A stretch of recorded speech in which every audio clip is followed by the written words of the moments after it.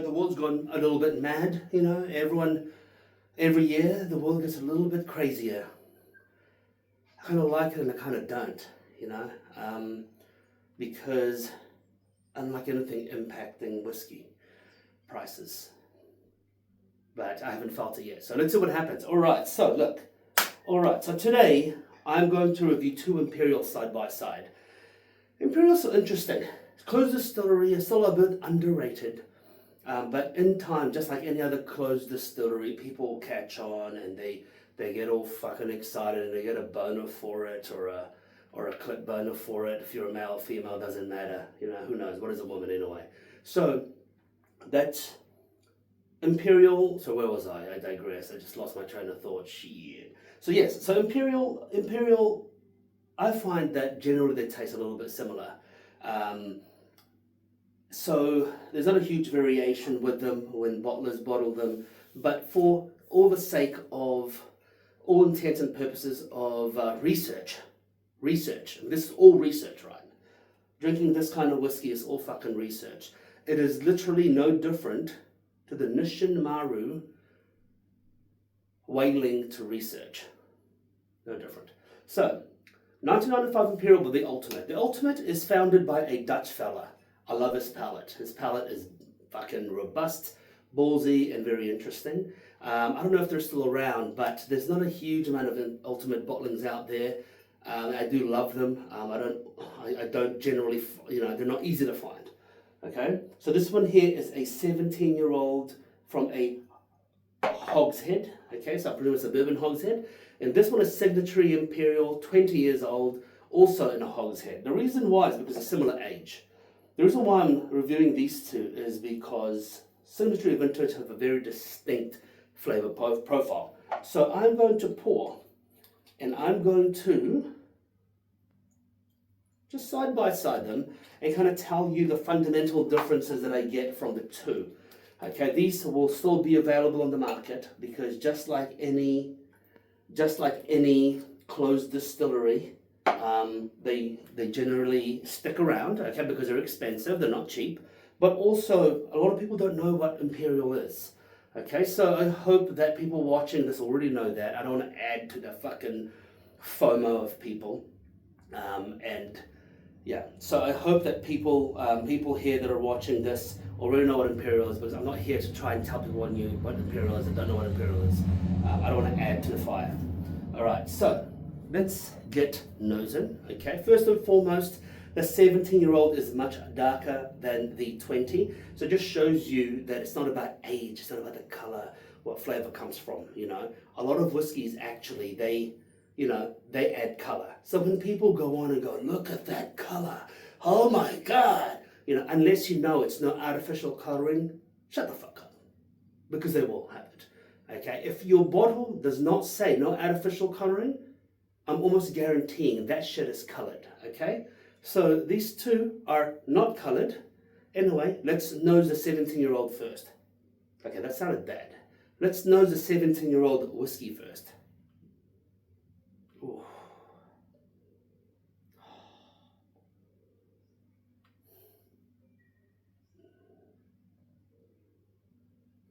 Floral, jasmine, honey. Nothing too outlandish. Very pleasant on the nose. Sweet side, brown sugar. There's a herbalness to this. Or is it herbality? Is it herbalness or herbality? It's like Mortal Kombat's fatality. Herbality. I don't know. Sorry. There's a herbality to it. I'm going to fucking own it. There's the herbality. No, herbaceousness. That's it. Fuck. Herbaceousness to it. Sage, licorice, aniseed, sambuca.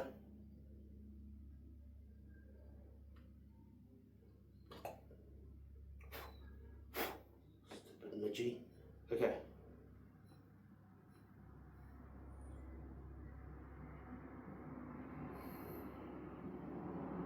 Citrus, lemon juice, lemon pith.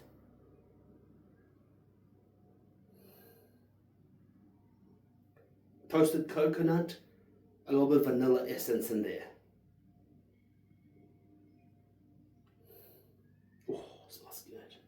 Smells good. This is interesting. The nose is extremely similar. The nose is very similar, but there's a lot more smoke in this Signatory vintage. Wow. Wow. Sweet, fruity, buttery, smoky, minerality, minerality, savory, pork fat. Like, you know when you've got a pan, a wok, shall I say, and you're about to cook char kway teow, or what people say CKT, and you put some pork lard in there, you melt that shit, and you get that hot steel and pig fat. God damn. That's halal right there, baby. That is halal.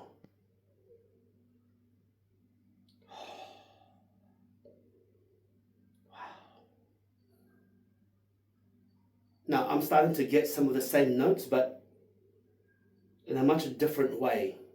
This is really weird. This is really weird. That just shows you how good independent bottles are, right? I mean, it's not like you're going to get an Imperial bottling anyway, but I love single cask independent bottles, because this is what you get. You get the core distillery soul as a general proposition, but you get really left field shit. You get really left field shit. And sometimes, you don't even know if it's that distillery because it's so left field.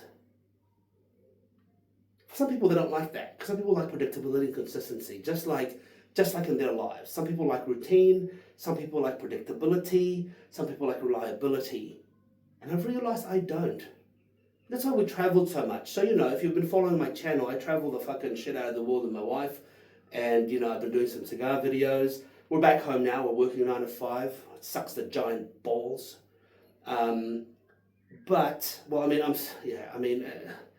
pros and cons to that, right? You get more money, but you're state bound. The other one, you get less money, but you can go where the fuck you want, as long as it's not Switzerland or London. But I love the lack of consistency with independent bottlings. I love how they can be so different yet similar in many ways, like a Venn diagram. To me, an independent bottler is like the far right and the far left. They're actually very similar sons of bitches, right? The Venn diagram is so close to them. They're just different minor points, but they're so similar. Their mindset's similar. How they believe is similar. What they deem to, it's just really bizarre. And this is what I love about independent bottles. Anyway, let's get tasting. Shit, I digress. Oh my God, I love a good Imperial. Ooh. I love Imperial because Imperial is not shy. It's not shy. It's got spice. It's got sweetness. It's got acidity. Ooh, that is delicious. I'm getting a deep burnt butter, deep caramelized, salted caramel, sugar. Yeah, salted caramel. It's light, it's bouncy on the palate, it's zesty, it's making me salivate. It's like someone squeezed a fucking lemon in there.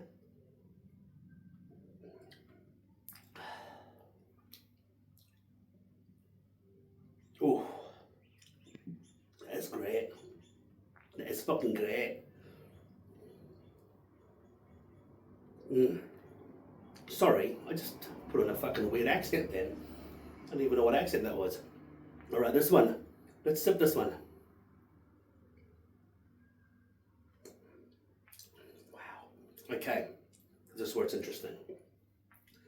This is definitely much smokier. Now, I don't know why it's smoky. I mean, it's supposed to be peated, but obviously this got a much more smoky flavor. even though the color is different, the ABV is different. Very different, actually. Shit, this is 50.8 and this is 46. Very different. But they sip very similar in terms of strength, but they taste completely left field of one another. You get the core spirit, but it's just so different. Oh, this is much more herbal, smoky, slight bittersweet, like a dark cacao, dark cocoa, some bandage, some plastic, fresh plastic. Oh, good, fuck me. Look, I can't really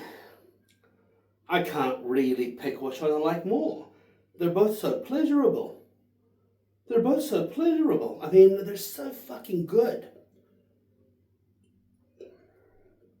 But if gun to my head, or let's say gun to my scrot, I had to pick, I would pick the Signatory.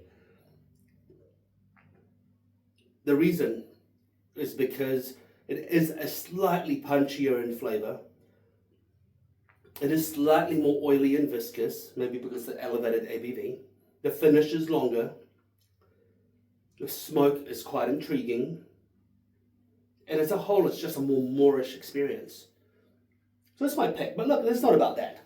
It's not about that. This is actually demonstrating how different, same distillery, similar age, same cask can be. How different and similar at the same time they can be. You know, I mean, Imperial, it's getting less and less common, and every time we get the opportunity, we do try to buy them for a club. But look, anyway, until next time, make sure you eat, smoke, drink, and thank you for joining me today. Have you tried these Imperials, or have you tried different Imperials before?